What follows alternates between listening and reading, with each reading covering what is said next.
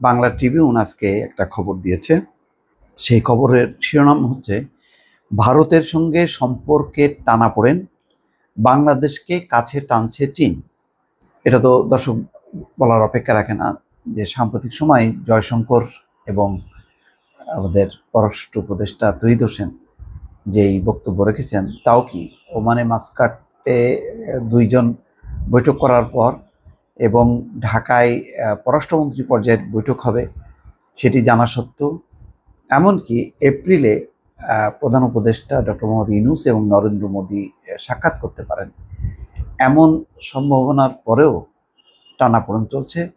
এবং জয়শঙ্কর বলছেন যে ভারতের সাথে সম্পর্ক কেমন হবে সেটা বাংলাদেশকেই ঠিক করতে হবে।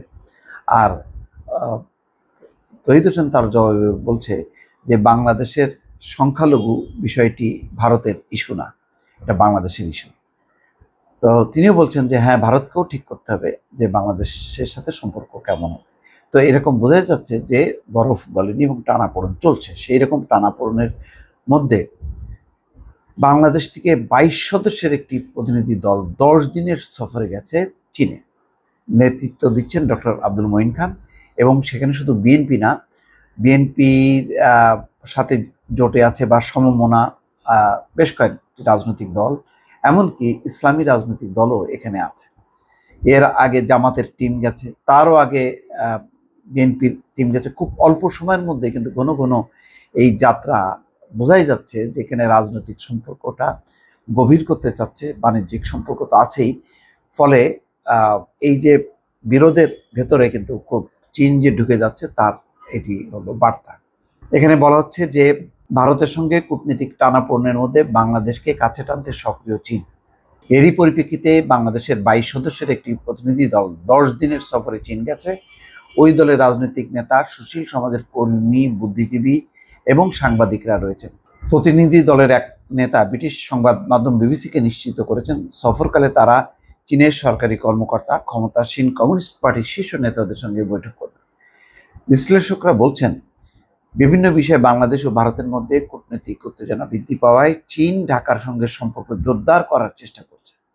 এর মধ্যে রয়েছে ভারতের নির্বাসিত বাংলাদেশের ক্ষমতাচ্যুত সাবেক প্রধানমন্ত্রী শেখ হাসিনার প্রত্যর্পণ। ঢাকা তাকে প্রত্যর্পণের অনুরোধ করেছে, কিন্তু দিল্লি তা প্রত্যাখ্যান করেছে। বেইজিংয়ের প্রতিনিধি দলের নেতৃত্ব দানকারী বিএনপির জ্যেষ্ঠ নেতা আব্দুল মঈন খান বিবিসিকে বলেন, এটি মূলত একটি সৌজন্যমূলক সফর যা বেইজিংয়ের উদ্যোগে হয়েছে। এবার বাংলাদেশের বিভিন্ন গোষ্ঠীর প্রতিনিধিত্বকারী দলকে আমন্ত্রণ জানিয়েছে চীন। যাক, এটা আর বলার অপেক্ষা রাখে না যে বর্তমানে যেই বিভাজন ভারত বাংলাদেশে, তাতে চীন স্বাভাবিকভাবে সুযোগটা নেবে। যেমন এর আগে ভারত ঘনিষ্ঠভাবে সংযুক্ত ছিল এবং ঘন ঘন আওয়ামী লীগের নেতাদেরকে নিত। তো এই দৃষ্টিভঙ্গিটা খারাপ, ভারতেরও ভালো ছিল না, চীন যা করছে সেটাও ভালো না। তাদেরকে সব পক্ষকে নিতে হবে। তাদের কাছে কোনো কে ক্ষমতায় থাকলো কে ক্ষমতার বাইরে থাকলো তা না, রাজনৈতিক সম্পর্ক রাখা দরকার সব রাজনৈতিক দলের সঙ্গে। আর সরকার টু সরকার তো সম্পর্ক থাকবে। এই ভারসাম্যটা বিগত সময় নষ্ট হয়ে গিয়েছিল এবং এখন পর্যন্ত সেই অবস্থায়।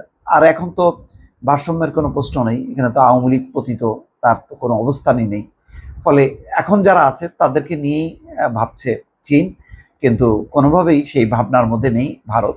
সুতরাং ভারত যথেষ্ট পরিমাণে একটা গ্যাপে পড়ে যাচ্ছে, চীন সেখানে ইন করছে। দর্শক ভালো থাকবেন, আল্লাহ হাফিজ।